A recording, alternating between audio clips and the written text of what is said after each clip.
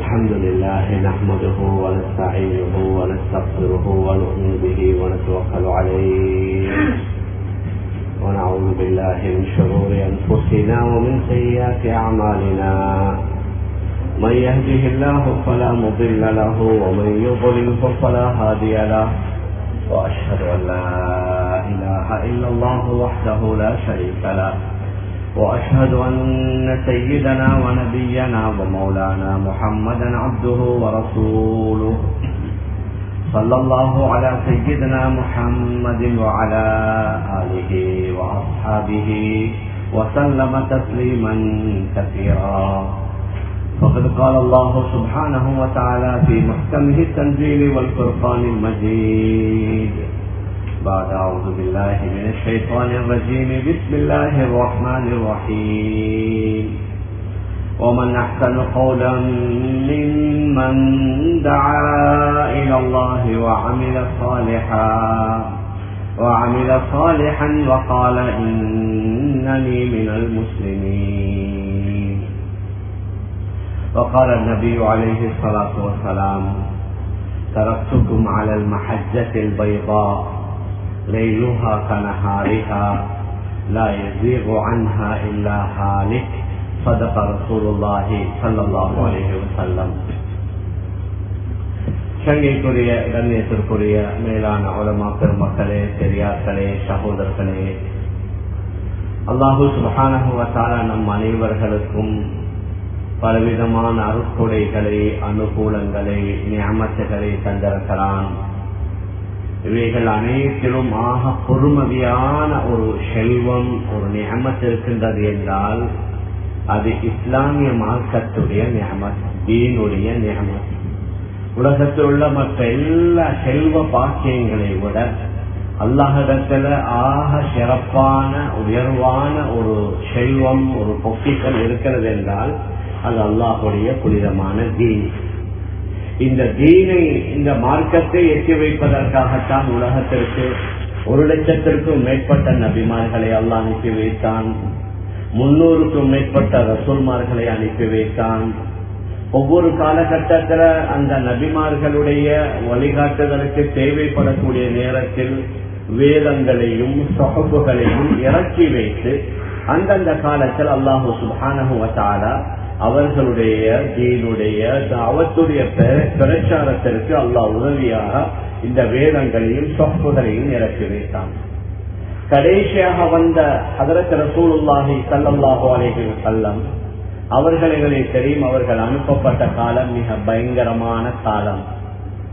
ஏனென்றால் நபி அவர்களுக்கு முன்னால வாழ்ந்த ஹதரத் ஈசா அலைஹிஸ்ஸலாத்து வஸ்ஸலாம் அவர்களுக்கும் நபி அவர்களுக்கு மத்தியில கிட்டத்தட்ட 570 வருட காலம். அதற்கு பத்திரத்துடைய காலம் என்று கூறுவார்கள். நபிமார்கள் வராத காலம்.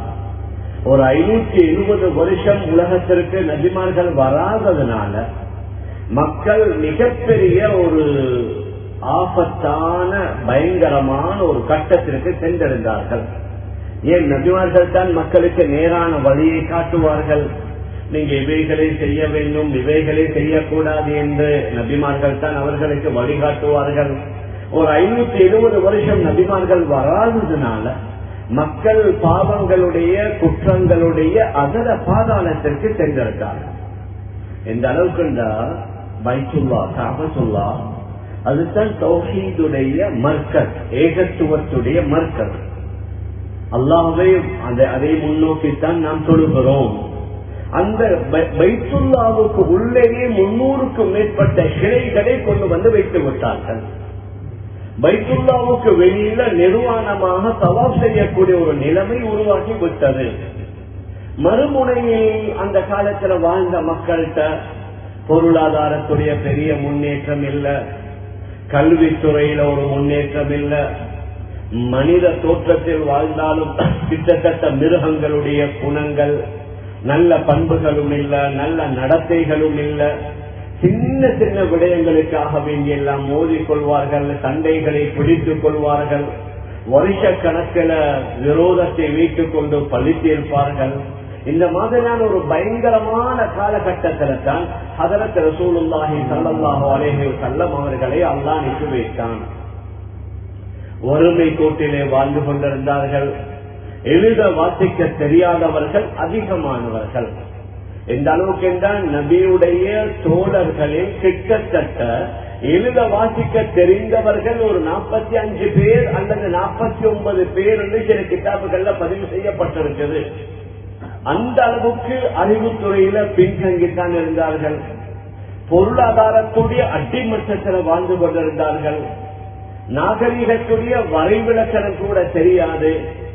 ஆனா நபி ஸல்லல்லாஹு அலைஹி வஸல்லம் அவர்கள் இந்த மக்களை திருத்தேலா, இவர்களை சரியான பாதைக்கு கொண்டு வரையிலாண்டு நிராசையாகல்ல.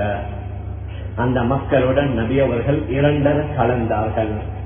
அந்த மக்களுடன் சேர்ந்து அமர்ந்தார்கள்.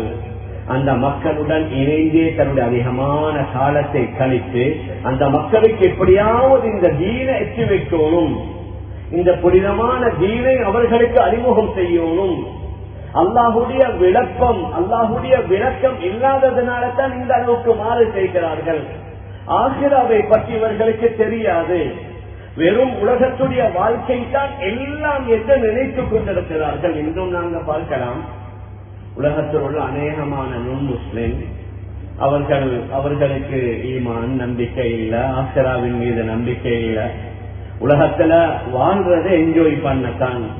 இங்குள்ள மக்களை நீங்க பாப்பீங்க, சொல்லுவாங்க நாங்க வந்ததை பிறந்ததை என்ஜாய் பண்ண அனுபவிக்க. இந்த ஆசிராவுடைய வாழ்க்கை அவர்களுக்கு நம்பிக்கை உண்டு இல்ல. ஆனா ஹதரத் ரசூலுல்லாஹி ஸல்லல்லாஹு அலைஹி வஸல்லம் சஹாபாக்களுக்கு சொன்னார்கள், உலகத்துல நீங்க கொஞ்ச காலத்தான் வாழ்வீங்க. உங்களுடைய ஒரு வாழ்க்கை இருக்கின்றது என்றால் அது மறுமையுடைய வாழ்க்கை தான். அதற்குத்தான் வாழ்க்கை என்று சொல்லலாம். ஏன் உலகத்துடைய வாழ்க்கை பாருங்க மாறி மாறி வருது. கொஞ்ச நாளைக்கு இன்பம், அதற்கு பின்னால துன்பம். கொஞ்ச நாளைக்கு சந்தோஷம், அதற்கு பின்னால கவலை. சில வருடங்களுக்கு வாலிபம், அதற்கு பின்னால வயோதிபம். சில வருடங்களுக்கு ஆரோக்கியம், அதற்கு பின்னால நோய். உலகத்துல யாராவது பிறப்பு முதல் இறப்பு வரைக்கும் எந்த பிரச்சனையும் சோதனையும் சிக்கலும் இல்லாமல் வாழ்ந்தவர்கள் இருந்தார்கள் என்றா இல்ல, உலகத்துல இல்ல. உலகத்துடைய வாழ்க்கையை அல்லாஹ் இப்படித்தான் வைத்திருக்கிறான். ஆனா நபி அவர்கள் சொன்னார்கள், ஆகிராவுடைய வாழ்க்கை இருக்கிறது அது நிரந்தரமான வாழ்க்கை. அதுல இன்பம் என்றால் நிரந்தரமான இன்பம், அதற்கு பின்னால துன்பம் இல்ல. சந்தோஷம் என்றால் நிரந்தரமான சந்தோஷம், அதற்கு பின்னால கவலை இல்ல. தோல்வி என்றால் நிரந்தரமான தோல்வி, அதற்கு பின்னால யாரும் வெற்றி பெற முடியாது. இன்னும் கொஞ்சம் வாங்களேன், இன்னும் கொஞ்சம் நெருங்கி வாங்களேன், இந்த பக்கத்துல இடம் இருக்குது, சகோதரர்கள் வந்து கொண்டிருக்கிறார்கள். இன்னும் கொஞ்சம் இந்த பக்கத்துல கொஞ்சம் நெருங்கலாம், இடம் இருந்தா கொஞ்சம் நெருங்கிக்கோங்க. ஜஸாக்குமுல்லாஹு கைரா. அப்ப நபி ஸல்லல்லாஹு அலைஹி வஸல்லம் சொன்னார்கள், உலகத்துல தோக்கலாம், திரும்ப வெற்றி பெறலாம். பிசினஸ்ல லொஸ் ஆகுவாரு, ஜீரோ ஆகுவாரு, மறுக்க மேல வருவாரு. எக்ஸாமினேஷன்ல ஃபெயில் ஆகுவாரு, மீண்டும் செகண்ட் டைம் தேர்ட் டைம் முயற்சி பண்ணி அவர் மாஷா அல்லாஹ் பாஸ் ஆகி விடையிலும். ஆனால் ஆகிராவுடைய யாராவது தோல்வி அடைந்தால் அந்த தோல்விக்கு பின்னால வெற்றி இல்லை. ஆகிராவுல ஒருவர் நஷ்டம் அடைந்தால் அந்த நஷ்டத்திற்கு பின்னால லாபம் இல்லை.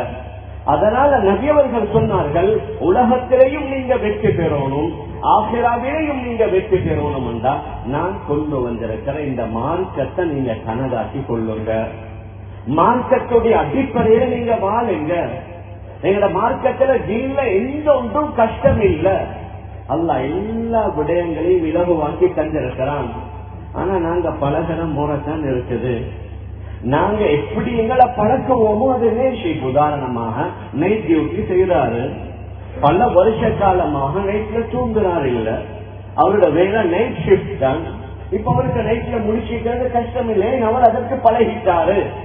அப்ப ஹதரத் ரசூலுல்லாஹி ஸல்லல்லாஹு அலைஹி வஸல்லம் என்ன சொன்னாங்க, உங்களோட தவறான பழக்க வழக்கங்களை நீங்க மாற்றி நான் ஒரு வாழ்க்கை திட்டத்தை உங்களுக்கு முன்னால வைக்கிறேன், அந்த முறைப்படி நீங்க வாழ்ந்தீங்கன்னா அதை அல்லாஹ் புரிஞ்சு கொள்வான்.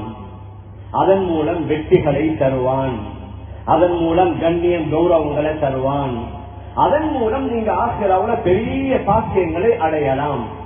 இதற்கு மாற்றமாக நீங்க உங்களோட மனோ இச்சைப்படி வாழ்றீங்க, இதற்கு மாற்றமாக உங்களோட விருப்பப்படி வாழ்றீங்க. அப்படி வாழ்ந்தீங்கன்னா உலகத்துல நீங்க நினைக்கிறது எல்லாம் நடக்காது. ஆஃபிராவுல மிகப்பெரிய தோல்வி. நீங்க தோல்வி அடைஞ்சிட்டீங்கண்டா அங்க யாரும் உங்களுக்கு உதவி செய்ய வரமாட்டாங்க. உலகத்தில் இங்க நாங்க பார்க்கலாம், யாரா நோய்வாய்ப்பட்டுட்டா மாஷா அல்லாஹ் ஹெல்ப் பண்றோம், வைத்திய ரீதியாக ஹெல்ப் பண்றோம், குடும்பமாயிருந்த உணவுகளை கொண்டு உதவி செய்கிறோம். ஏன் மரணித்து விட்டாலும் இங்க அவர் அடக்கிறதுக்கு கொஞ்சம் பணத்தை சேர்த்து அவர் அழகான முறையில் அடக்கணும்னு நாங்க உதவிகளை செய்கிறோம். ஆனால் ஆசிரால யாரும் யாருக்கும் உதவி செய்யல. லா யஜ்ஸி வாலிதுன் அன் வலதிஹி வலா மௌலூதுன் ஹுவ ஜாஸின் அன் வாலிதிஹி ஷைஆ. ஒரு தந்தை தன்னுடைய மகனுக்கு கூட உதவி செய்யலாம், ஒரு மகன் தன்னுடைய தந்தைக்கும் உதவி செய்யலாம். லா பைஉன் வலா குல்லத்துன் வலா ஷஃபாஅ. அங்கே கொடுக்கல் வாங்கலும் இல்ல, வியாபாரமும் இல்ல, ஃப்ரெண்ட்ஷிப் கூட்டாளித்தன்மையும் இல்ல, யாரும் இன்னும் ஒரு ஆளுக்கு சிபாரிசு செய்யவோ பரிந்துரைக்கவோ இல்ல. ஏன்னா அங்க எந்த விதமான யாரும் யாருக்குமே. நாங்க உலகத்துல சில நேரத்துல சிலர் வாழ்வாங்க, நீங்க இந்த புள்ள குட்டிகளுக்காக வாழ்றேன், நான் எங்க மனைவிக்காக வாழ்றேன், நான் என்னுடைய உம்மா பாப்பாவுக்காக வேண்டி வாழ்கிறேன் என்று ஒரு சிலர் கூறுவார்கள். அந்த கியாமத்துடைய நாளையில இவர் அவரை கண்டால் விரண்டோடுவார். யௌம யஃபிருல் மர்உ மின் அஃபீஹி வ உம்மிஹி வ அபீஹி வ ஸாஹிபதிஹி வ பனீஹி.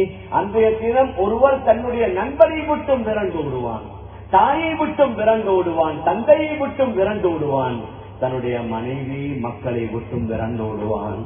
ஏன்? அங்க எல்லாரும் நஷ்டி நஷ்டி, எனக்கு ஏற்பட்ட நஷ்டமே, எனக்கு ஏற்பட்ட கை சேதமே என்று சத்தம் போடுவாங்க. நபி அவர்களுக்கு அல்லாஹ் வஹி மூலமாக இவைகளை அறிவித்து கொடுத்தான். அதனால நபி அவர்கள் உலகத்துல யாராவது கஷ்டத்தை பத்திரத்தை பார்த்து பெருசா அலட்ட மாட்டாங்க. ஏன்? இவருடைய கஷ்டம் எப்படியும் நீங்கிடும்.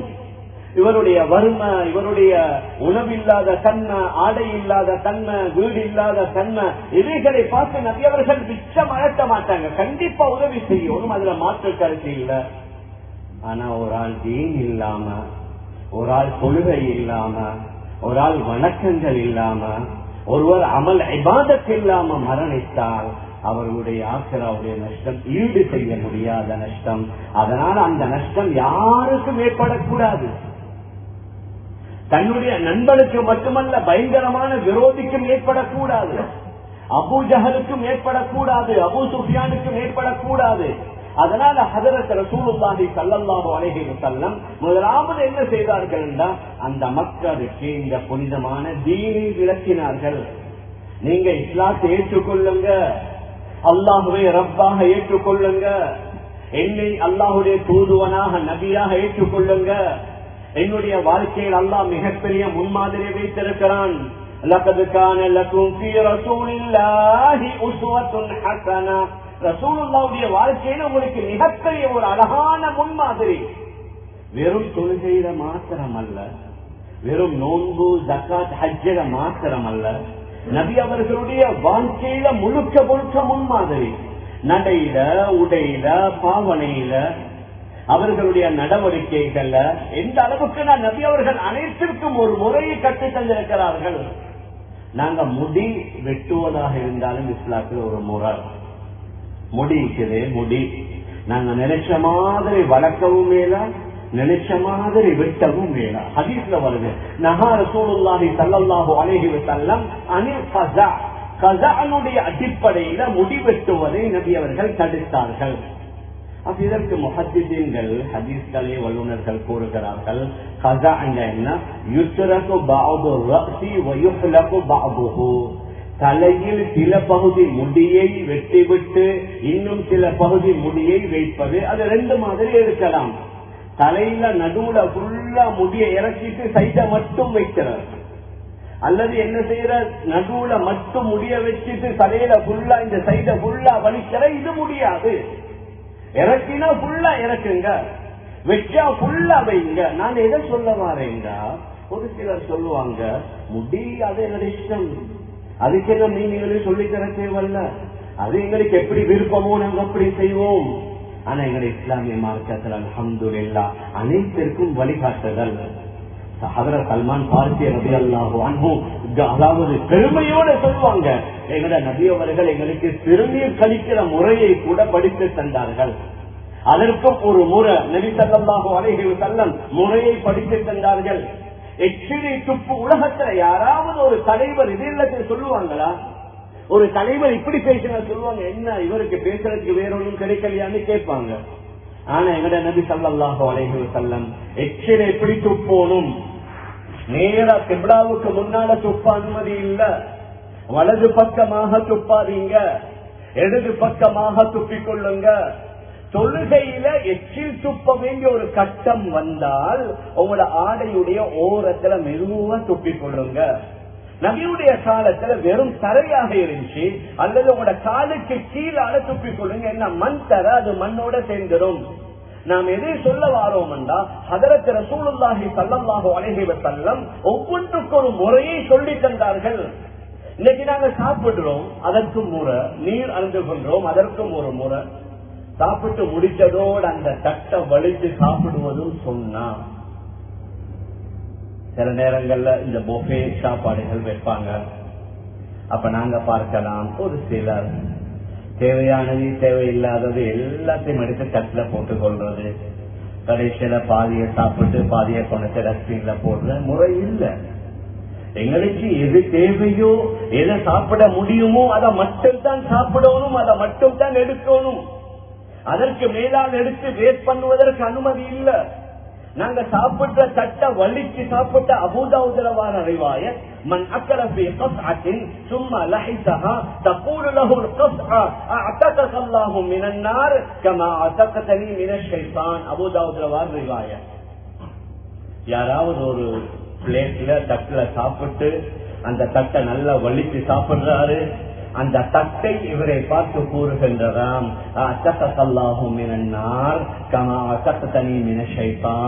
நீங்க ஷைத்தானிடமிருந்து என்னை பாதுகாத்ததற்காக அல்லாஹ் உங்களை நரகத்திலிருந்து பாதுகாப்பானாக. அந்த தட்டை துஆ செய்து நபி அவர்களுடைய ஒவ்வொரு சுன்னத்துல நூற்றுக்கணக்கான கைதுகள் இருக்குது. அந்த சுன்னத்தை விடுவதன் மூலமாக உலகத்துல மிகப்பெரிய பிரச்சனைகள். இன்றைக்கு அப்படித்தான் இப்ப உலகம் முன்னேறி கொண்டு போகுது. எங்கட சில சகோதர சகோதரிகளும் உலகம் போற போக்குல நாங்க போகணும், நாங்களும் கொஞ்சம் அவங்களோட மோதணும், நாங்களும் கொஞ்சம் அவர்களோட போட்டி போடணும். எங்களுக்கு சந்தோஷம் மகிழ்ச்சி, அதற்கு இஸ்லாத்துல தடை இல்லை. நிக்காக இருக்குது, பெருநாள் இருக்குது, வேற ஒரு சந்தோஷமான நிகழ்வுகள் தாராளம், அதை கொண்டாடலும். ஆனா முறை இருக்குது. அந்நியவர்கள் கொண்டாடுற முறை இல்ல. ஹதரத் ரசூலுல்லாஹி ஸல்லல்லாஹு அலைஹி வஸல்லம் ஒவ்வொன்றையும் ஒரு முறைப்படி, உதாரணமா பெருநாள் தொழுகை வருது, நபி அவங்க பெண்களை கூட சொன்னாங்க, நீங்க வாங்க, தொழாத பெண்மணிகள், அது வெளியில மைதானத்திற்கு தொழாத பெண்மணிகள் கூட நீங்க வாங்க, ஏதோ ஒரு சந்தோஷமான தினம். ஆனா அதிலே ரிவாயத்துல வருது, ஒரு பெண்மணி கேட்கிறாங்க, யார் ரசூலல்லாஹ், எங்கள ஒரு பெண்மணிக்கு ஜில்பாப் இல்ல, தன்னை முழுமையாக மறைத்துக் கொள்ள ஜில்பாப் ஒன்று இல்லாட்டி என்ன செய்ய? நபி அவங்க சொன்னாங்க, அவருடைய இன்னும் ஒரு சகோதரிட்ட ஒரு ஜில்பாபை வாங்கி அதால தன்னை மறைத்துக் கொண்டு அவளும் வரட்டும். நாம் எதை சொல்ல வருகிறோம் என்றா, சந்தோஷம், மகிழ்ச்சி, ஆனந்தம் அவைகளை கொண்டாடணும், ஆனா முறைப்படி. ஆனா இன்றைக்கு நாங்க பார்க்கலாம் சில திருமணங்கள்ல மேற்கத்திய அல்லது அரபு நாடு, எந்த அரபு நாடு எங்களுக்கு முன்மாதிரி இல்லையே. ஒரு சிலர் சொல்லுவாங்க சவுதியில செய்யறாங்க, துபாயில செய்யறாங்க. அரபு நாடு எங்களுக்கு முன்மாதிரி இல்லை. எங்களுக்கு குர்ஆனும் ஹதீஸும் தான் முன்மாதிரி, எங்களுக்கு எங்களுடைய இமாம்கள் முன்மாதிரி, எங்கட ஃபுகஹாக்கள் எங்களுக்கு முன்மாதிரி. இப்ப சில அரபு நாடுகள்ல திருமணத்துல பெண்கள் டான்ஸ் ஆடுறான்னு எங்களோட டான்ஸ் ஆடுற, அத வீடியோ பண்ற, அத சோசியல் மீடியாவுல போடுற, ஏலா இது 100% மார்க்கத்திற்கு முரண், ஹராம், தவறு. அப்ப குர்ஆன் அல்லாஹ் என்ன கூறுகின்றான்? فَلْيَحْذَرِ الَّذِينَ يُخَالِفُونَ عَنْ أَمْرِهِ أَنْ تُصِيبَهُمْ فِتْنَةٌ أَوْ يُصِيبَهُمْ عَذَابٌ أَلِيمٌ. யாரு அந்த ரசூலுடைய கட்டளைக்கு மாறு செய்கிறார்களோ அவர்கள் எச்சரிக்கையாக இருக்கட்டும். அன் துஸீபஹும் ஃபித்னா, அவர்களுக்கு பயங்கரமான சோதனைகள் வரும் அல்லது வேதனை தரக்கூடிய தண்டனை வேதனை அவர்களுக்கு வரும். குர்ஆன் அல்லாஹ் சொன்னது. இன்னைக்கு எங்களுக்கு பலவிதமான ஃபித்னாக்கள். அப்ப இதெல்லாம் அலசி ஆராய்ந்தோம் என்றா சில ஃபித்னாக்கள் வருவது எங்களுடைய தவறுகளால. அப்ப ஹதரத் ரசூலுல்லாஹி ஸல்லல்லாஹு அலைஹி வஸல்லம் என்ன சொன்னார்கள்? நான் ஒரு மார்க்கத்தை கொண்டு வந்திருக்கிறேன்.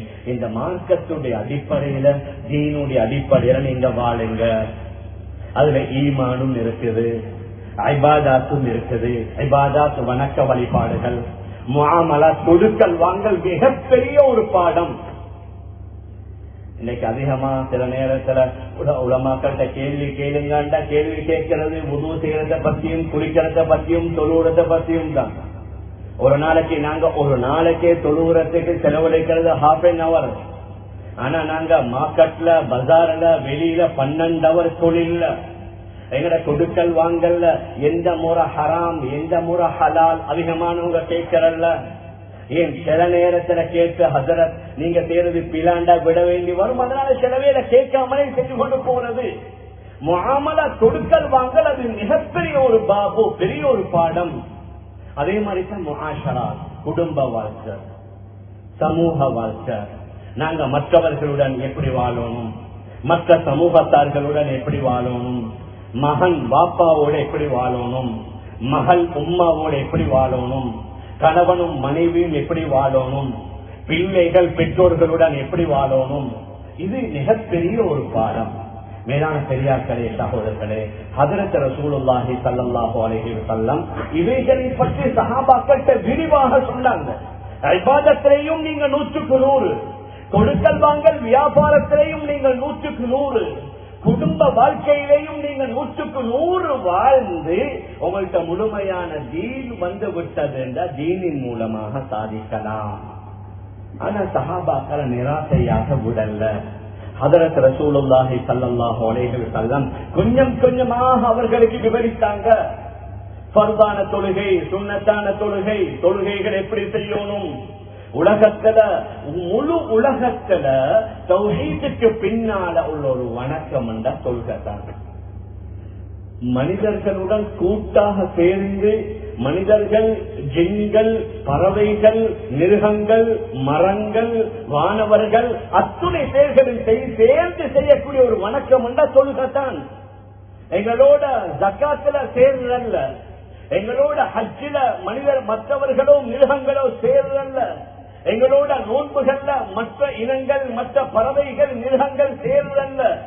ஆனா தொழுகையில குர்ஆன்ல அலம் தர அன்னல்லாஹ யுஸப்பிஹு லஹு மன் ஃபிஸ் ஸமாவாதி வ மன் ஃபில் அர்ض வத்-தைரு ஸாஃபாத் குல்லுன் கத் அலிம ஸலாத்தஹு வ தஸ்பீஹஹு. நீங்க பார்க்கவில்லையா வானத்தில் உள்ளவைகள் பூமியில் உள்ளவைகள், ஏன் பறவைகள் வட்டமிட்டு அல்லாஹ்வை தஸ்பீஹ் செய்வதையும் அவனை சொல்வதையும் நீங்க பார்க்கலையா? குல்லுன் கத் அலிம ஸலாத்தஹு வ தஸ்பீஹஹு. இவைகள் ஒவ்வொன்றும் அவைகளுடைய தொழுகைகளையும் அறிந்திருக்கின்றன, அவைகளுடைய தஸ்பீஹையும் அறிந்திருக்கின்றன. சூரத்துல் ரஹ்மான்ல பாருங்க, அந்நஜ்மு வஷ்ஷஜரு யஸ்ஜுதான். சஜ்தா செய்து, நஜ்முன்னா நட்சத்திரம், ஷஜரன்னா மலை, மலைகளும் நட்சத்திரங்களும் அல்லாஹ்வை சஜ்தா செய்கிறது. வேறொரு ஆயத்துல அலம் தர அன்னல்லாஹ யஸ்ஜுது லஹு மன் ஃபிஸ் ஸமாவாதி வ மன் ஃபில் அர்ض والشمس والقمر والنجوم والجبال والشجر والدواب وكثير من الناس. 7 வகையான பொருள்களை அல்லாஹ் குர்ஆன்ல அவைகளை மென்ஷன் பண்ணி ஞாபகப்படுத்தி கேட்கின்றான்.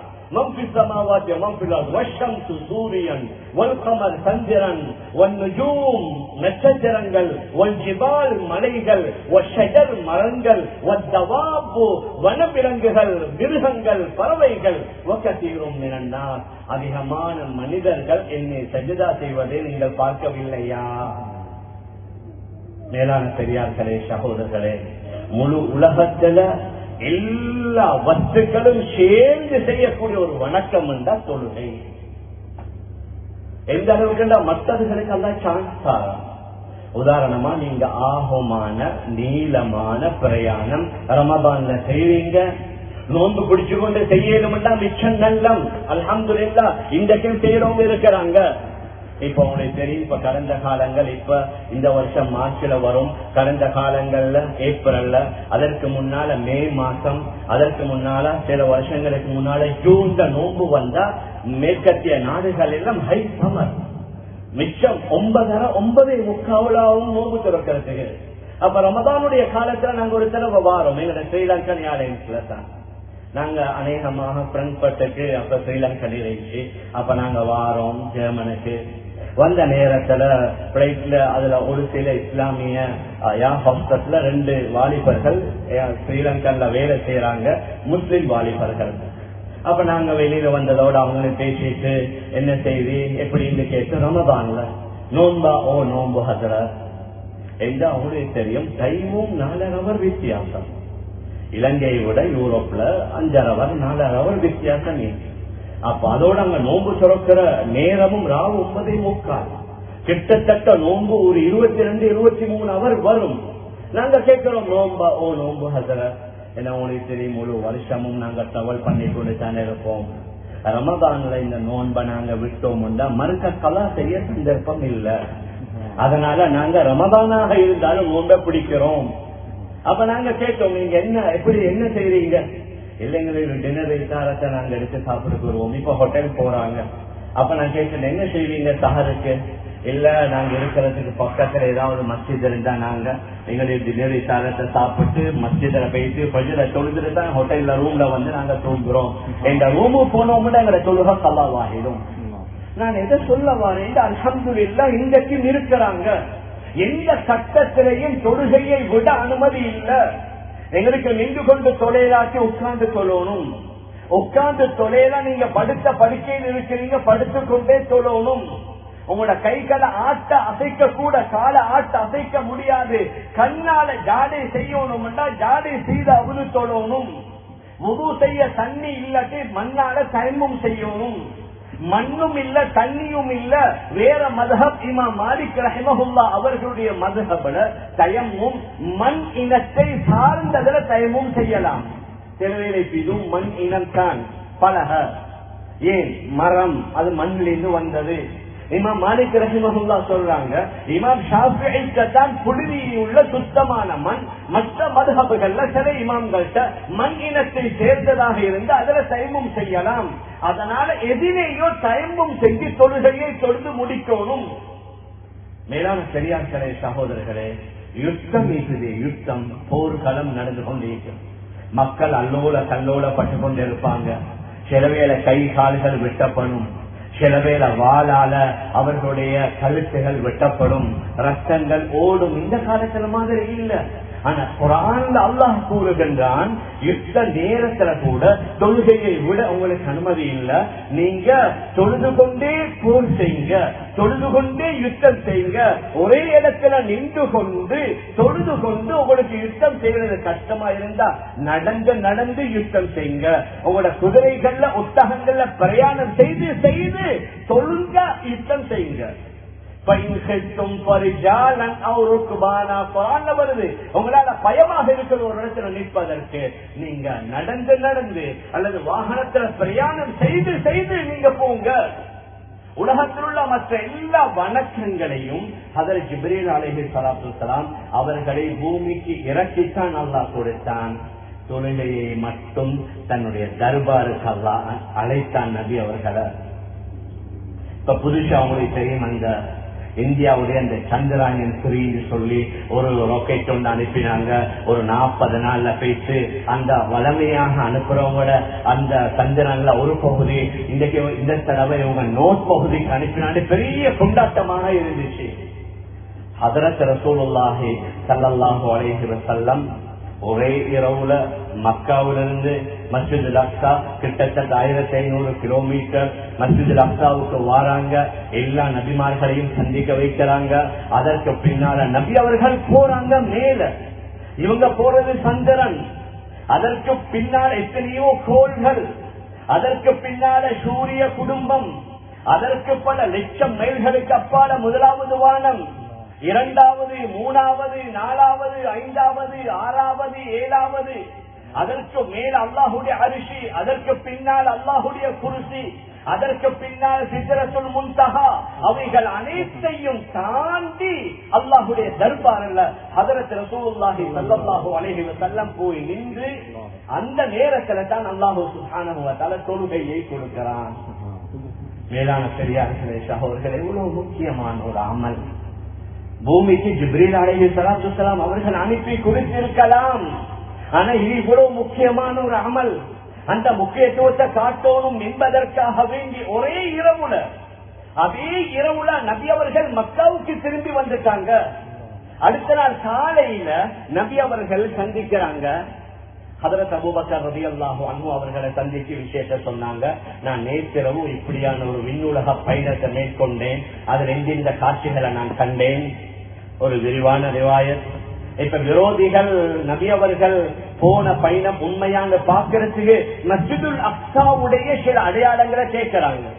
மஸ்ஜிதுல் அக்ஸாவுல சொல்லி, இந்த மஸ்ஜிதுல் அக்ஸாவுடைய இந்த இடத்துல என்ன இருக்கு, இந்த இடத்துல என்ன இருக்குது, அதுவும் அல்லாஹுடைய குதரத். ஹதீஸ் ஷரீஃப்ல வருது. அவர்கள் கேட்கிற நேரத்துல நபி அவங்களுக்கு முன்னால் அந்த மஸ்ஜிதுல் அக்ஸாவை கொண்டு வந்து அல்லாஹ் நிறுத்துகின்றான். அதை பார்த்து கொண்டே நபி அவர்கள் கேட்ட கேள்விகளுக்கு பதில் கூறுகிறார்கள். ஹதரத் அபூபக்கர் ரலியல்லாஹு அன்ஹு அவங்கள்ட்ட கேட்டாங்க, உங்களோட தோழர் ஒரே இரவுல 7 வானத்தை தாண்டி அரிஷ குர்சியை தாண்டி அல்லாஹ்வை சந்தித்ததாக கூறுகிறாரே, இதை நீங்க உண்மைப்படுத்துறீங்களாண்டா? சொன்னாங்க, இதைவிட பெரிய சொன்னாலும் நாங்க உண்மைப்படுத்துவோம். என்ன நபி அவர்கள் பொய் சொல்ல மாட்டாங்க. குர்ஆன்ல வருது, வன்னஜ்மி இதா ஹவா மா ضل صاحبكم وما غوى وما ينطق عن الهوى إن هو إلا وحي يوحى علمه شديد القوى ذو مرة فاستوى وهو بالأفق الأعلى ثم دنا فتدلى فكان قاب قوسين أو أدنى ثم دنا فتدلى. அவர்கள் அல்லாஹ்வுக்கு மிக சமீபமாக நெருக்கமாக செல்கின்றார்கள். فكان قاب قوسين أو أدنى. அதாவது அம்பில் உள்ள அந்த 2 முனைகள் இருக்கிற வில்லுடைய முனைகள் அது எவ்வளவு நெருக்கமாக இருக்குமோ அதை விட சமீபமாக அல்லாஹ்வுக்கு முன்னால போன நேரத்தில் தன்னுடைய அடியாருக்கு அல்லாஹ் வஹி அறிவித்தான்.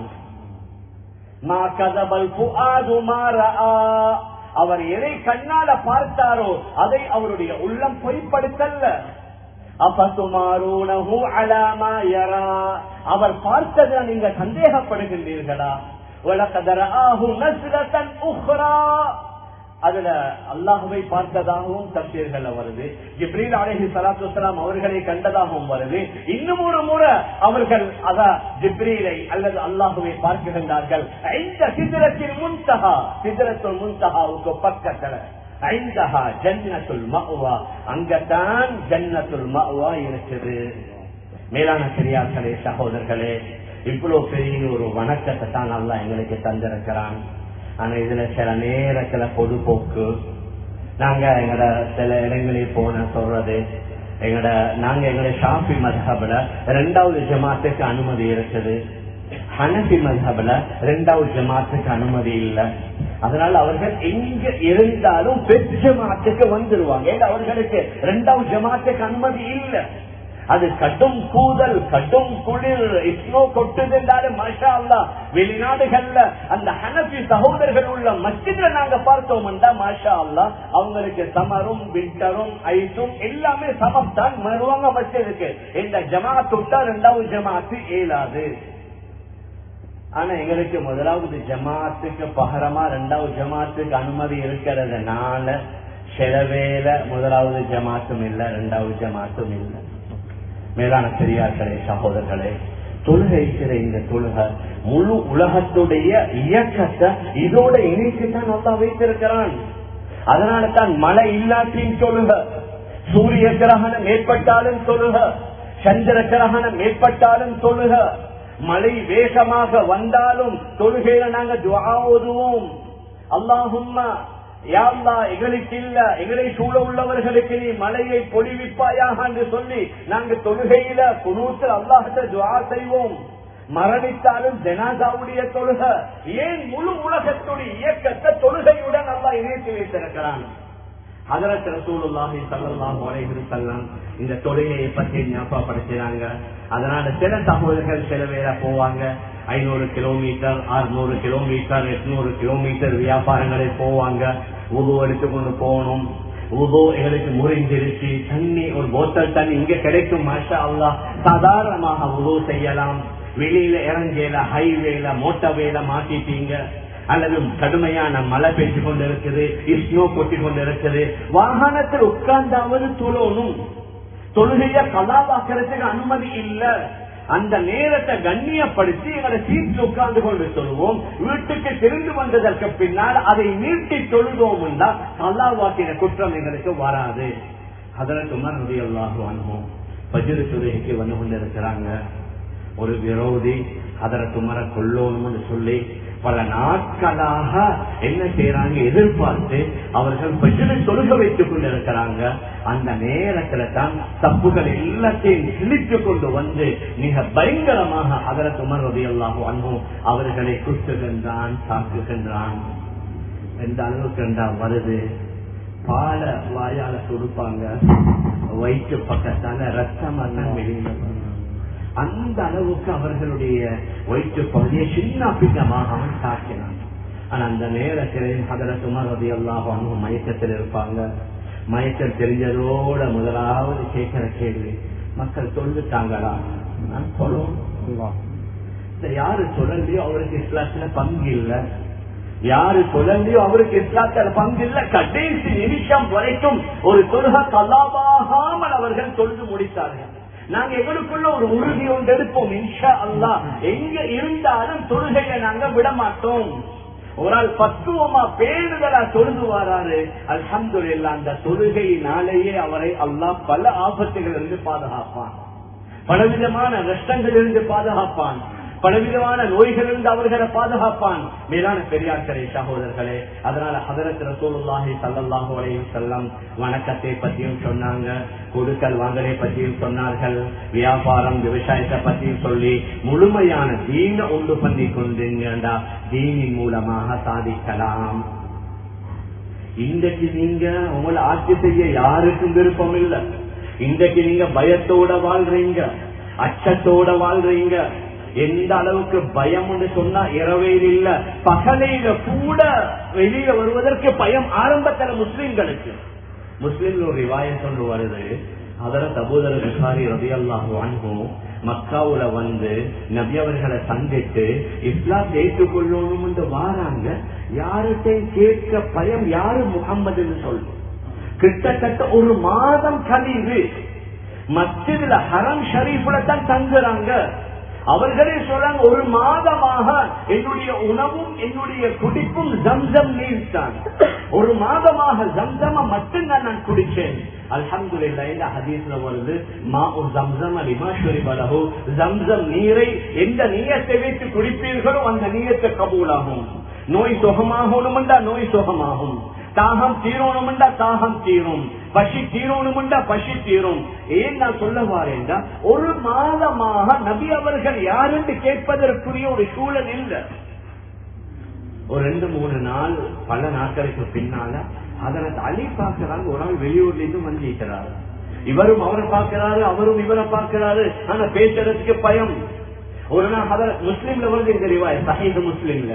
ஒரு தடவை ஹஜ்ரத் அலி ரலியல்லாஹு அன்ஹு கேட்கிறாங்க, சகோதரரே நீங்க யாரையோ சந்திக்க வந்து இன்னும் சந்திக்க கிடைக்கல, உங்களுக்கு ஏதாவது உதவி தேவையான்னு கேட்கிறாங்க.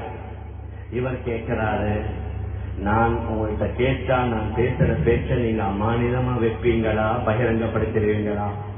இல்ல இல்ல நான் அமானிதமா வைப்ப சொல்லுங்க. இல்ல முஹம்மதுன்னு ஒரு ஆள் வந்திக்கிறாராமே, நான் அவரை சந்திக்க போகணும். அப்ப ஹஜ்ரத் அலி ரலியல்லாஹு அன்ஹு சொன்னாங்க, நீங்க சரியான அவரை தான் கேட்டிருக்கிறீங்க, நான் அவங்களோட தான் இருக்கிறேன், வா நான் உங்களை கூட்டிக் கொண்டு போறேன், பாதையில போகும்போது நீங்க என்னோட பேசாதீங்க, நான் முன்னால போவேன், நீங்க பின்னால நடந்து வாங்க, சில வேளை யாராவது விரோதிகளை கண்டா நான் சிறுநீர் கழிக்கிற மாதிரி ஒரு ஓரத்தில் உட்கார்ந்துருவேன், நீங்க நேரா போங்கன்னு சொல்லி அவருக்கு அட்வைஸ் பண்ணி அதற்கு பின்னால தான் நபி அவர்களை சந்திக்க வச்சாங்க. அவ்வளவு பயங்கரம் மக்காவுல. அந்த அளவுக்கு அவர்களுக்கு அச்சுறுத்தல்களும் மிரட்டல்களும் குர்ஆன்ல கூறுகின்றான். வதுகுரு இத் அன்தும் கலீல் முஸ்தக்லஃபூன ஃபில் அர்ض் முஸ்ததஅஃபூன ஃபில் அர்ض் தகாஃபூன அன் யதகத்தஃபகுமுன் நாஸ். உங்களோட மக்காவுடைய ஆரம்ப நேரத்தை நினைச்சு பாருங்க. நீங்க மிச்சம் குறைவானவர்களாக இருந்தீங்க, நீங்க மிச்சம் பலகீனப்படுத்தப்பட்டவர்களாக இருந்தீங்க. இன்றைக்கு எங்களோட பக்கத்து நாட்டுல நாங்க பார்க்கலாம், எங்களோட பக்கத்துடைய நாடு நான் பேர் சொல்ல வேண்டிய தேவையில்லை, அந்த பகுதியில முஸ்லிம்கள் மிச்சம் குறைவா வாழ்றாங்க.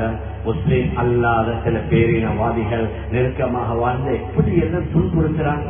சில வார்த்தைகளை சொல்ல சொல்லி அடிக்கிறாங்க, சில வார்த்தைகளை சொல்ல சொல்லி துன்புறுத்துறாங்க, அவர்களை கையில மாமிசம் இருந்ததுனால் அடிச்சு கொள்றாங்க. இந்த மாதிரியான நிலைமைகள் இருக்குது. அப்ப மக்காவுல முஸ்ததஅஃபூன ஃபில் அர்ض், பூமியில நீங்க பலகீனப்படுத்தப்பட்டவர்களாக இருந்தீங்க. தகாஃபூன அன் யதகத்தஃபகுமுன் நாஸ், இந்த மக்கத்து மக்கள் உங்களை அப்படியே உராய்ந்து கொண்டு சென்று விடுவார்களோ அல்லது உங்களை இல்லாமலாக்கி விடுவார்களோ என்ற பயத்துடன் வாழ்ந்தீங்க. ஆனா இப்ப நினைச்சு பாருங்க,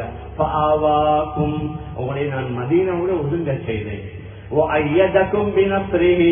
என்னுடைய உதவியை கொண்டு உங்களை நான் பலப்படுத்தினேன்,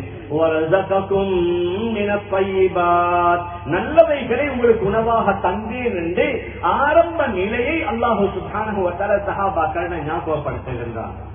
அப்ப மக்கால கடுமையான வறுமை, மக்காவுல கடுமையான சுருத்தல், மக்காவுக்குள்ள பயங்கரமான அவர்களுக்கு விரோதம், அவர்களுக்கு ஃப்ரீடம் இல்ல, சுதந்திரம் இல்ல.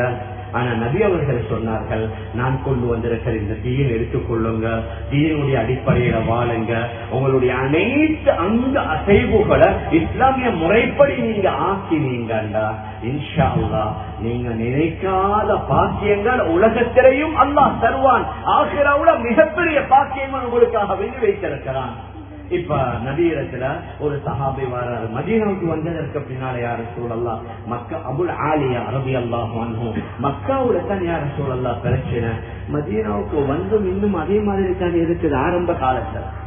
எப்பவுமே இப்ப சில ராணுவ வீரர்களை பார்க்கலாம், முன்னுக்கு பின்னுக்கு எல்லாம் அப்படி கட்டி தொங்கிக் கொண்டிருக்கும். கேட்கிறாங்க, யார் ரசூலல்லாஹ் அம்மா யஸி அலைனா யௌமுன், எங்களுக்கு ஒரு நாள் ஒன்று வராதா, நஅமனு ஃபீஹி வ நதஉ ஸிலாஹ், அதுல நாங்க அச்சமற்று இருக்கணும், எங்கட ஆயுதங்கள், வாள்கள், வில்லுகள், அம்புகள், ஈட்டிகள் இது எல்லாத்தையும் கீழே இறக்கி வச்சு ஒரு நிம்மதி பெருமூச்சு விட்டுற நாள் ஒன்று வராதான்னு கேட்கிறாங்க. நபி அவர்கள் சொன்னார்கள், லா தல்பஸூன இல்லா யஸீரா, கொஞ்சம் பொறுமையாக இருங்க, வெகு விரைவில் ஒரு காலம் ஒன்று வரும், அந்த காலம் வந்தா நீங்க 500 பேர்களுடைய ஒரு சபையில உங்களோட 2 கைகளை உங்களோட முட்டுக்கால்களோட சேர்ந்து கட்டி தலையை போட்டு உட்கார்ந்து கொண்டு இருப்பீங்க. உங்களுக்கு அந்த நேரத்துல எந்த வகையான அச்சமும் பயமும் இருக்காது. அந்த நேரத்தில் அல்லாஹ் இன்றைக்கு உங்களுக்கு வறுமை, சாப்பிட ஒன்றும் இல்ல, கடும் பஞ்சத்தில் இருக்கிறீங்க, நபி அவர்களுக்கு கூட பேரீட்டம் பழம் கூட வயிறு நிறைய கிடைக்கல, ஹிஜ்ரி 7 வரைக்கும் அந்த அளவுக்கு வறுமை, கஷ்டம்.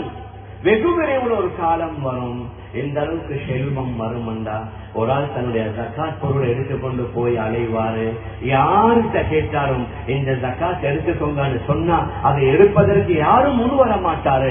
அந்த அளவுக்கு அல்லாஹ் எல்லாரையும் ஸ்ரீமான்களாக ஆக்கி வைப்பான். இன்றைக்கு நீங்க பயத்தோடு இருக்கிறீங்க, ஒரு காலம் ஒன்று வரும், அந்த காலத்துல மக்கா மதீனாவுல மட்டுமல்ல, ஈராவிலிருந்து ஈராக்கிலிருந்து ஒரு பெண்மணி வருவா, சட்டம் தனியாக வருவா, வந்து மக்காவுல அவளுடைய ஹஜ்ஜுடைய உம்ராவுடைய வணக்கங்களை செய்வாள். அவளுக்கு அவளுடைய முழு பிரயாணத்துல எந்த பயமும் ஏற்படாத அளவுக்கு அச்சமற்ற ஒரு சூழலை ஏற்படுத்துவான் என்று நபி அவர்கள் சொல்லி முடிக்கல, வஹீ இறந்தது குர்ஆன்ல. وعد الله الذين آمنوا منكم وعملوا الصالحات யார் அல்லாஹ்வை நம்ப வேண்டிய முறைப்படி நம்பி எல்லா சாலிஹான அமல்களையும் செய்கிறார்களோ, தொழுகை, நோன்பு, ஜகாத்து, ஹஜ்ஜி, கொடுக்கல் வாங்கல், வியாபாரம், குடும்ப வாழ்க்கை, குழந்தை வளர்ப்பு, கல்வி நடவடிக்கை, நல்லது கெட்டது, சந்தோஷமான கவலையான இவைகள் அனைத்தையும் இஸ்லாமிய முறைப்படி ஆக்கி ஒருவருட்ட முழுமையான தீன் வந்து விட்டது என்றால்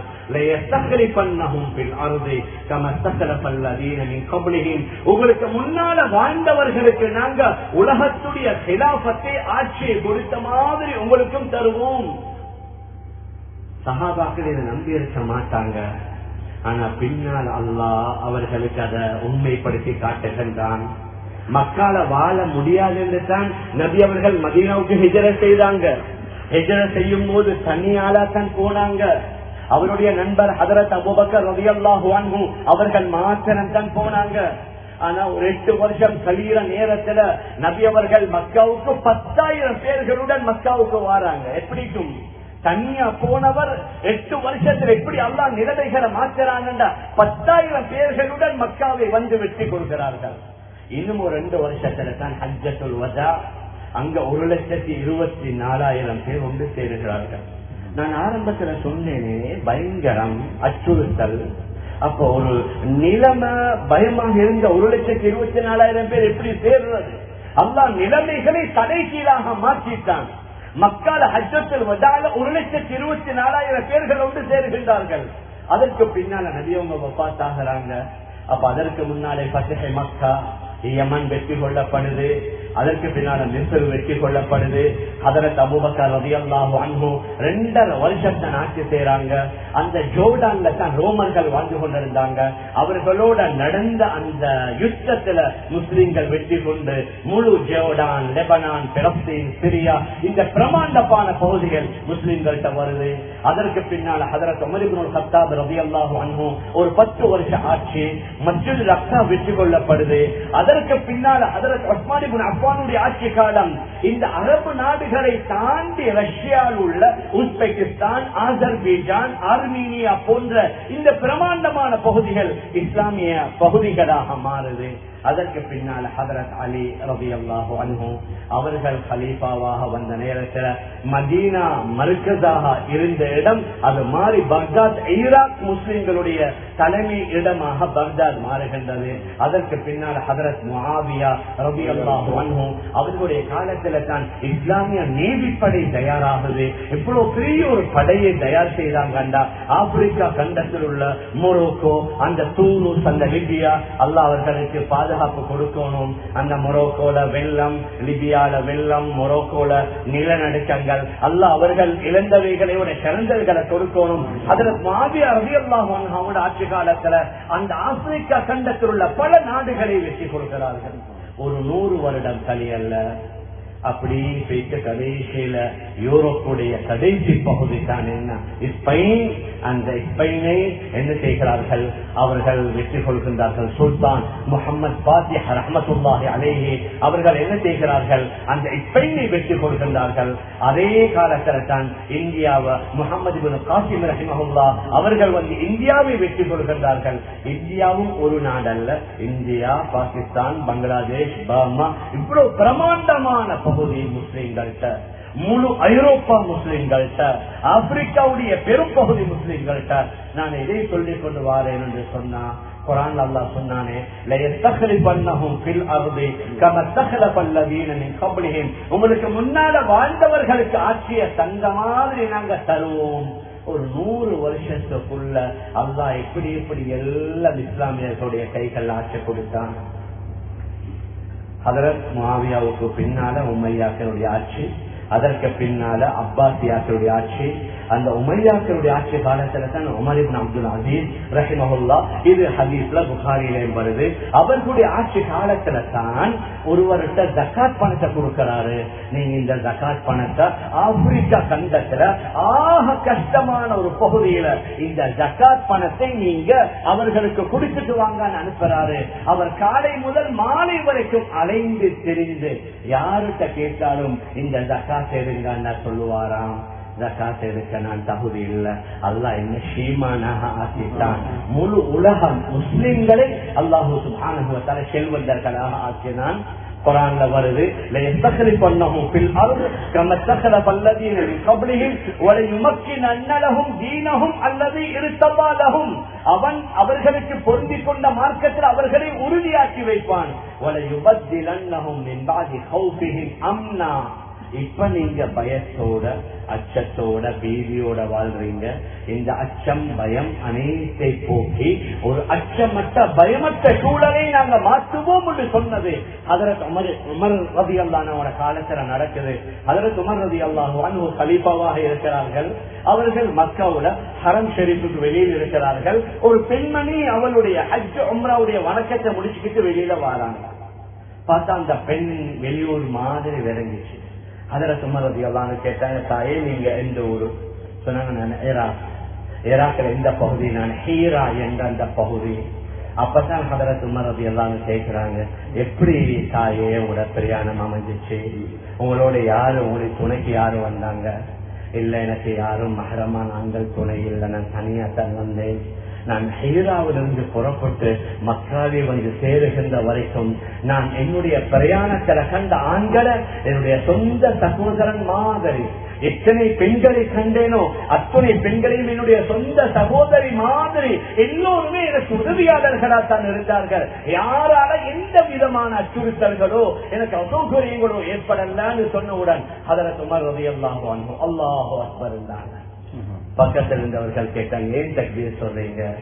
இல்ல, நான் நபியோட ஹயாத்தோடு இருக்கும் பொழுதுதான் நபி அவர்கள் இந்த சரித்திரத்தை சொன்னாங்க. ஹீராவில் இருந்த ஒரு பெண்மணி தனியா பிரயாணம் செய்து வருவாள். அவருடைய பிரயாணத்தில் எந்த ஆபத்தும் ஏற்படாது. அந்த பெண் தான் இந்த பெண். நபி அவங்க சொன்னதை நான் உண்மைப்படுத்தித்தான் தக்பீர் சொன்னேன் சொன்னாங்க. அதே தான் அந்த ஜகாத்துடைய விஷயம், அதையும் நபி அவர்கள் சொன்னார்கள். அது ஹதரத் உமருடைய வஃபாத்துக்கு பின்னால் நடக்குது. அந்த கட்டத்தில் அந்த ஹதீஸ்ல 3 விஷயங்களை சொன்னாங்க நபி அவர்கள். ஒன்று, ஹீராவிலிருந்து ஒரு பெண்மணி வருவா. 2வது, கிஸ்ரா மன்னன் தோற்கடிக்கப்படுவான்.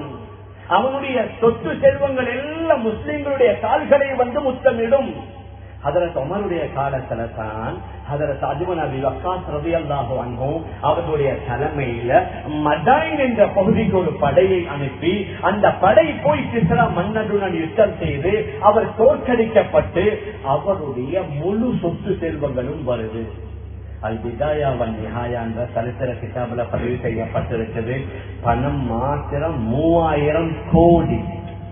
3000 கோடி பணம் மாத்திரம் மதீனாவுக்கு கொண்டு வரப்படுது. அவர் தலையில வைக்கிற கிரீடம் மதீனாவுக்கு கொண்டு வரப்படுது. அந்த கிரீடத்துடைய பாரத்தை எழுதுறாங்க. இந்த சும்மா தலையில வைக்கல, அவருக்கு ஒரு கதிரை போடப்பட்டிருக்கும். அதற்கு நேரம் மேல பெரிய சங்கிலி ஒன்று தொங்கிக் கொண்டிருக்கும். அந்த சங்கிலியோட அந்த கிரீடம் சேர்த்து வைக்கப்பட்டிருக்கும். இவர் மெதுவா வந்து அந்த கிரீடத்துடன் தன்னுடைய தலையை சேர்த்துக் கொள்வாரு. இந்த கிரீடத்துடைய பாரம் 65 கிலோகிராம். அப்ப அந்த கிரீடமும் கொண்டு வரப்படுது. அவன் கையில போட்ட பெரிய காப்பு உண்டு, அந்த காப்பும் கொண்டு வரப்படுது. ஒரு தடவை ஒரு மிக முக்கியமான சஹாபி சுராக்கத் இப்னு மாலிக் என்று சொல்லக்கூடிய சஹாபியை பார்த்து நபியம் அவர் சரியாக 7 சஹாபி நபி அவர்கள் சொன்னாங்க. ஏன்னா நபி அவர்கள் சொன்ன எத்தனையோ அற்புதங்கள் முஅஜிசாக்கள் பின்னால நடந்திருக்குது. அந்த சுராக்காவை பார்த்து கேட்டாங்க ஒரு தடவை, கைபபிக்கையா சுராக்கா இதா நபித்த திவாரே கிஸ்ரா. சுராக்கா ஒரு காலம் ஒன்று வரும், அந்த காலத்துல கிஸ்ராவுடைய காப்பு உங்களோட கையில இருக்கும். ஹதரத் உமர் ரலியல்லாஹு அன்ஹு சபையில சுராக்காவை வர சொல்லி, சுராக்கா இந்த காப்பை கொஞ்சம் உங்களோட கையில போடுங்கள் என்று சொல்லி அல்லாஹ் நபி அவர்கள் சொன்னாங்க. ஒரு காலம் ஒன்று வரும், அந்த கிஸ்ராவுடைய தர்பாருக்கு போறதே கஷ்டம், அதுக்கு கிட்டத்துல பார்க்கிறதே கஷ்டம். அவ்வளவு பெரிய ஆட்சி. அவன் தோற்கடிக்கப்பட்டு அவனுடைய முழு சொத்து செல்வங்கள் கிரீடங்கள் கொண்டு வரப்பட்டு அந்த காப்பு கூட கொண்டு வரப்படும். அந்த காப்பு இவருடைய கையில போட்டு அது அப்படி இங்க வரைக்கும் போகும். எந்த சின்ன கை இவருடைய கை. கொஞ்ச நேரம் அனுபவிச்சுட்டு சொல்றாங்க, அந்த காப்பை கலக்கிடுங்க. நபி அவங்க சொன்னது உண்மையாகணும். அதற்கு பின்னால் அவர்கள் மதுபானம் அருந்தர பெரிய ஒரு காப்பட்டை கொண்டு வந்தாங்க. அதை சுத்தி மடிச்சு எப்படியோ கொண்டு வந்துட்டாங்க. இதெல்லாம் மருந்து சரித்திரத்தில் நான் சும்மா கதை ஒன்று சொல்லல. ஹதரத் அலி ரலியல்லாஹு அன்ஹும் அந்த சபையில் இருக்கிறாங்க. சஹாபாக்கள்கிட்ட கேட்டாங்க, இந்த காப்பட்டை என்ன செய்வோம்? ஒரு சிலர் சொன்னார்கள், இந்த காப்பட்டை எடுத்து மடிச்சு ஞாபகார்த்தமா வைப்போம். இந்த கிஸ்ரா மன்னன் பாவிச்ச ஒரு காப்பட்டை இல்லையா? அந்த சபையில் ஹதரத் அலி இருந்தார்கள். கேட்டாங்க, அலி உங்களோட கருத்து என்ன, மஷூரா என்ன? இல்ல இதெல்லாம் ஞாபகத்தமா வைக்கலாம். அந்த கிஸ்ராவும் அவனுடைய அடியாட்களும் அல்லது வேலையாட்களும் ஆடினது, கூத்தாடினது, அநியாயம் பண்ணினது, இதெல்லாம் வெட்ட தகுதியே இல்ல. இந்த மதாயின் இந்த யுத்தத்துல கலந்து கொண்டவர்களுக்கு இது அப்படி வெட்டி வெட்டி கொடுத்து இந்த விஷயத்தை முடிச்சிடுங்க.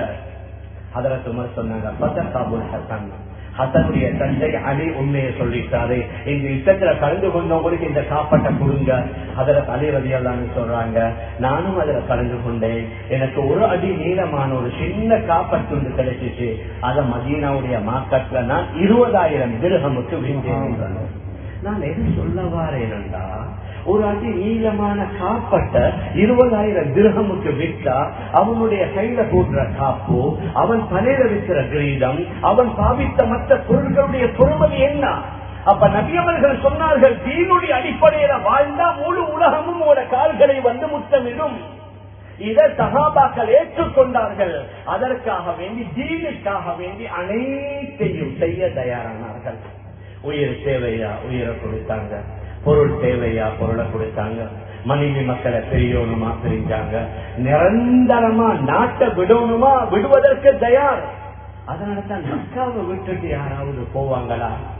முழு உலகத்துடைய முஸ்லீம்களுடைய ஆகப்பெரிய ஒரு ஆசை தான், மரணிப்பதற்கு முன்னால அந்த மண்ணை மிதிக்கணும், அந்த பைத்துல்லாவை பார்க்கணும், அந்த காபாவை தவாப் செய்யணும் என்ற ஒரே ஒரு விருப்பம். ஆனா சஹாபாக்கள்ல வெறும் 10,000 சஹாபாக்களுடைய கபரு தான் மதீனாவுடைய ஜன்னத்துல் பக்கீல. மீதமுள்ள 1,14,000 சஹாபாக்கள் அவருடைய கபறுகள் உலகத்துல பல பாகங்கள் இருக்குது. மக்காவை விட்டுட்டு, மதீனாவை விட்டுட்டு, மஸ்ஜித் நபவியை விட்டுட்டு, பைத்துல்லாவை விட்டுட்டு, மதீனாவுடைய ஜன்னத்துல் பக்கீல அடங்குவதை விட்டுட்டு உலகம் பூரா போனார்கள். போய் இந்த தீனை எட்டி வைத்தாங்க. ஆண்களும் போனாங்க, வயோதிபர்களும் போனாங்க. நடக்க முடியாத தன்னுடைய கால் ஊனமுற்றவர்கள் அவர்களும் போனாங்க. சில பெண்மணிகள் கூட போயிருக்கிறாங்க. சைப்ரஸ்ல ஒரு பெண் சஹாபி, அதாவது உம்மு ஹராம் பின்து மில்ஹானுடைய கபரு, அதாவது ரஷ்யாவுக்கு பக்கத்தில் உள்ள சைப்ரஸ்ல இருக்குது. இப்படி உலகம் பூரா போய் இந்த தீனை எட்டி வைத்ததனால தான் ஏதோ இன்னைக்கு நானும் நீங்களும் முஸ்லிம்களாக இருக்கிறோம். யாரும் தயவு செய்து தவறா நினைக்காதீங்க. இந்த போனால, இந்த சோசியல் மீடியாவுல, பேஸ்புக்கால, வாட்ஸ்அப்பால மெசேஜ்கள் அனுப்பி தீன் பரவுறல்ல. நபி அவர்களுடைய முறைப்படி உடலால பொருளை எடுத்துக்கொண்டு அல்லாஹுடைய பாதையில போய் மஸ்ஜிதுகள்ல தங்கி மலக்குமார்களுடைய சஹபத்தில் இருந்து ஐங்கால தொழுகைகளை ஜமாஅத்தாக தொழுது, தஹஜ்ஜுடைய தொழுகையும் தொழுது, காலை மாலை திக்ர், குர்ஆன் திலாவத், தஅலீம் இவைகளில் இருந்து இந்த தியாகத்தோடு செய்வதனால உலகத்தில் ஏற்படுற மாற்றங்கள் இந்த கருவிகளால் ஏற்படாது. மேலான பெரியார்களே, அன்பிற்குரிய கணவான்களே, சகோதரர்களே, அதானிகள் எல்லோருக்கும் விருப்பம் என்ன? நான் தீன்தாரியாக வாழணும். என்கிட்ட இருந்தா தான் இந்த மகள்கிட்ட வரும், இந்த மகன்கிட்ட வரும், இந்த குடும்பத்துல வரும், இந்த புள்ள குட்டிகள் பேரன் பேட்டிகள்கிட்ட வரும். அதனால நான் கொஞ்சம் தியாகம் செய்கிறது. இன்றைக்கு அல்ஹம்துலில்லாஹ் எங்களுக்கு அல்லாஹ் எத்தனையோ வகையான பாக்கியங்களை சந்திக்கிறான். நாங்க உணவு இல்லாம இருக்கிறல்ல, குடிக்காம இல்ல, ஆடைகள் இல்லாம இல்ல, பிரயாணம் செய்ய முடியாமல் சஹாபாக்கள் எங்க, மதீனா எங்க, பாகிஸ்தான் எங்க, பாகிஸ்தான்ல பலோச்சிஸ்தான் என்று சொல்லி ஒரு பாகிஸ்தான் ஒரு 4-5 முக்கியமான ஸ்டேட். ஒன்று சிந்த் பகுதி, இன்னொன்று கராச்சி பகுதி, இன்னொன்று பலோச்சிஸ்தான் என்ற ஒரு பகுதி. அங்க எங்களோட பட்டான் சகோதரர்கள் இருக்கிறாங்க. அந்த பலோச்சிஸ்தான்ல பஞ்சுகோர் என்று ஒரு கிராமம் இருக்குது. பார்சியில பஞ்சுண்டா 5, கோருண்டா கபரு. பஞ்சு கோர் 5 கபருண்டா 5 சஹாபாக்களுடைய கபறுகள் பாகிஸ்தானுடைய பஞ்சு கோருல இருக்கிறதுனால தான் அந்த ஊருக்கே பஞ்சு கோருடைய பெயர் வந்துச்சு. மதீனா எங்க, பாகிஸ்தான் எங்க? நெட் இருந்துச்சா, பாதை வசதி இருந்துச்சா, அல்லது இந்த எஜுகேஷன் வேற ஏதாவது இருந்துச்சா? ஒன்றுமே இல்ல. உண்பதற்கு உணவும் இல்ல, குடிப்பதற்கு நீரும் இல்ல, பாஷையும் தெரிய. ஆனா போனாங்க, போய் எட்டி வைத்தாங்க. அல்ஹம்துலில்லாஹ் இஸ்லாம் பரவிச்சு. மேலான பெரியார்களே, சகோதரர்களே, அதனால இன்றைக்கு எங்களுக்கு அந்த மாதிரியான பெரிய தியாகம் இல்லை. அல்ஹம்துலில்லாஹ் எல்லாருக்கும் வாகனம், எல்லாருக்கும் ஓரளவு வசதி. நாங்க பசியிலையும் இல்ல, பட்டினிலையும் இல்ல, ஜமாத்துல போயிட்டு சாப்பிடாம இல்ல. ஆனா ஒரு மாஹவுல் ஒன்று வரோன்னு எங்கட ரூமுடைய, எங்கட யாருடைய, எங்கட ஆபீஸுடைய, எங்கட வீட்டுடைய சூழலை கொஞ்சம் விட்டுட்டு உலகத்திலே எத்தனையோ தியாகங்கள் செய்யறாங்க. வெளிநாடுகளை போயிட்டு 10 வருஷமா ஈக்கிறாங்க. மனைவியை பிரிந்து, உம்மாவை பிரிந்து, புள்ளகளை பிரிந்து, பேப்பர் கிடைக்கணும், விசா கிடைக்கணும், அந்த நாட்டுடைய கிரீன் கார்டு கிடைக்கணும். எவ்வளவு பெரிய தியாகம், இவ்வளவு பெரிய தீன் எங்கட வாழ்க்கையில வரணும்டா அதற்கு கொஞ்சம் தியாகம் செஞ்சுதான் ஆகணும். யார் யாரு செய்கிறார்களோ பாருங்க, மாஷா அல்லாஹ் அவர்களுடைய வாழ்க்கை செழிப்போ, அவர்களுடைய தொழில் வியாபாரத்துல பறக்க, அவர்களுடைய பிள்ளைகள் நல்ல சாலிஹான பிள்ளைகளாக வளம் வந்து கொண்டிருக்கிறாங்க. மேலான பெரியார்களே, சகோதரர்களே, அதனால் அல்ஹம்துலில்லாஹ் தும்மா அல்ஹம்துலில்லாஹ் அல்லாஹ் எங்கள் எல்லோருக்கும் எந்த குறையும் இல்ல, நிறைய பாக்கியங்களை செய்திருக்கிறான். அதனால் நாங்களும் எங்களை தொழிலோட வியாபாரத்தோட மனைவி மக்களை அப்படி போட்டெடுப்போம்னு சொல்லல. அவர்களுக்கு பாதுகாப்புக்குரிய ஏற்பாடு, உணவுக்குரிய ஏற்பாடு, மகள்மார்களுக்கு வேற என்னென்ன தேவைகள், பாதுகாப்புக்குரிய ஏற்பாடு, படிப்புக்குரிய ஓதலுக்குரிய ஏற்பாடுகள் எல்லாத்தையும் செஞ்சுட்டு எப்படி மற்ற வேலைகள். நாட்டில் ஒரு காணி பிரச்சனை போறோமா இல்லையா? ஒரு மாசம் நாட்டுல போயிட்டு தங்கி அந்த காணி பிரச்சனையை தீர்க்கிறோமா இல்லையா? ஒரு சொத்து பிரச்சனைக்காக மனைவி மக்கள் பிள்ளைகள் எல்லாம் முட்டுட்டு போறோமா இல்லையா? உம்மா பாப்பாவுக்கு ஒரு நோய் இருந்தா கண்டிப்பா போறோமா இல்லையா? இவைகள் அனைத்தை விடவும் எங்கள்கிட்ட தீன் வந்தா ஏருலக வெற்றி, ஆசிராவுல வெற்றி, அல்லாஹுடைய அருள், நபியுடைய ஷஃபாஅத், நபியுடைய அந்த ஷஃபாஅத்தில் எங்களை பங்கு கிடைக்கும். மேலான பெரியார்களே, சகோதரர்களே, அதனால் நாங்க இங்க வந்திருக்கிறோம் எல்லாரும். நான் ஆரம்பத்துல சொன்னேன், தொழுகையில பேணுதல் காட்டுவோம், ஹலாலாக சம்பாதிப்போம். ஹராமான சம்பாத்தியம் வானம், அதுல பறக்கத்து இல்ல. ஹராத்த சாப்பிட்டு அமல் செய்ய ஆசை வராது, அமல் செய்ய உற்சாகம் வராது. ஹராமான வளர்ந்த உடலால பாவத்தின் பக்கம் தான் அந்த உடல் தூண்டும். நல்லதை சாப்பிட்டா தான் அந்த உடல் நல்லதை செய்வதன் பக்கம் எங்களை தூண்டும். அதனால சம்பாத்தியத்தை ஹலாலாக ஆக்குவோம். முதல்ல நாங்க மாறுவோம், நாங்க திருந்துவோம். அப்ப மனைவியை திருத்தலாம், பிள்ளைகளை திருத்தலாம். சொல்றதை விட எங்களை பார்த்து அவர்கள் திருந்துவாங்க. மேலான பெரியார்களே, சகோதரர்களே, எங்களை எல்லாத்துக்கும் ஆசை எப்படியோ கடந்த